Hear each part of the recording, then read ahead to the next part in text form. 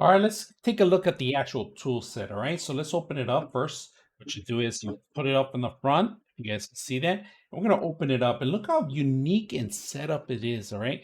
Now I'm not gonna go over every single tool that we have in here, but if you guys notice, the magnetizer is right in the corner.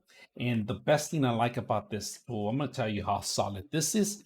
This has some weight to it, right? So it has probably like couple ounces, and we're gonna it's feel it. And then not only that, it has a great grip. If you guys can notice the grip on it, and then this is actually not attached to the system, so you can rotate it in independently. All right, very simple. And to open and replace heads is very simple. It's not a lock-in mechanism. It's just a pop in and pop out system. All right.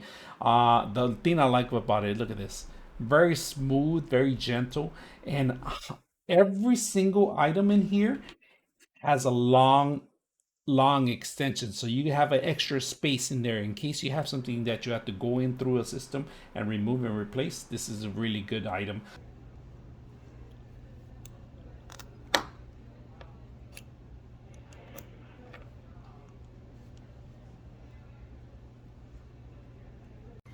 Look at this, nothing but go through here. See that? Magnetize it.